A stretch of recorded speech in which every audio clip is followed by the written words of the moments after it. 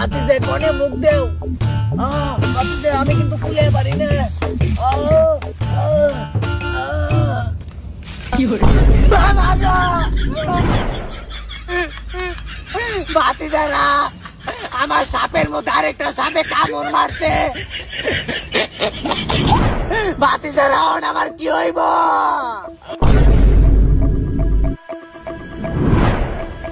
মালটা খারাই মরে গেল পরে তাড়াতাড়ি বাঁচানো সর্দার আমাকে মেরা লাগবো তাহলে এখন কি করেন যাবো উপায় একটা আছে বন্ধু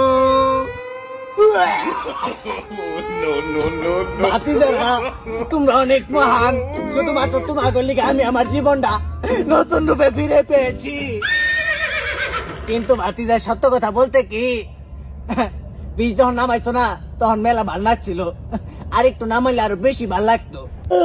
তো ভাতিজারা প্রতিকূল পরিবেশে টিকে থাকার জন্য আপনাকে সব রকম পরিস্থিতিতে নিজেকে মানিয়ে নিতে হবে আপনারা দেখতেই পাচ্ছেন আমি প্রায় 4.5 ঘন্টা যাবত পানির মধ্যে ডুবে আছি সামান্য একটু খাবারের আশায় আর আপনারা আরো দেখতে পাচ্ছেন আমার লুঙ্গিটা একবার উপরে উঠে যাইতেছে আমি খুব ভয়ে আছি আমার টাকি মাছের যদি আরো কোনো টাকি মাছ কামড় দেয় তো যাই হোক ওইটা কোনো বড় কথা না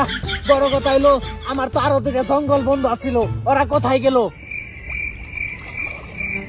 বাতিজারা আমার দুই বন্ধু কনে গেল ওকে তো কইতে পাইতাছি না ওর আমার কি হইব ওরা মনে হয় পানিতে ডুবে মরে গেছে গা আরে বুড়া কাকা আপনি হাঁটু পানিতে কি করেন আমার বলা হাঁটু পানিতে নাটক দাইবেন নাইছে বাতিজারা দিলে তো আমার বলকের খুঁজ নাই রে তোর ভাল লাগে না আমি এমন একটা প্রতিকূল পরিবেশে আইছি এই জায়গায় টিকে থাকা আসলে খুব কঠিন চারিদিকে গেলে হিংস্র প্রাণী আমার কেরা বাঁচাইবো আমার বুক খালি ধরপর ধরপর করে কাপ বাঁধছে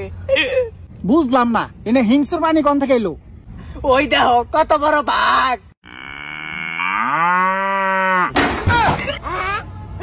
আমার কেরা বাঁচাইবো ওই দেহ কত বড় সিংহ আমার কেরা বাঁচাইবো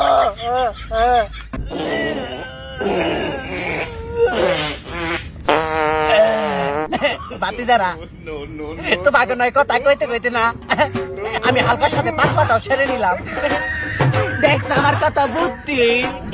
আরে মরা বুড়া তুমি এই জায়গায় কি করো বাতিজা আমার মেলা খিদা লাগছে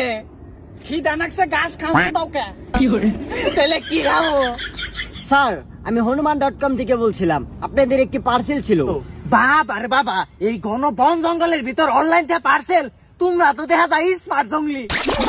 হালার বুইরা তুই তো 89 দশকে পয়রা রইলি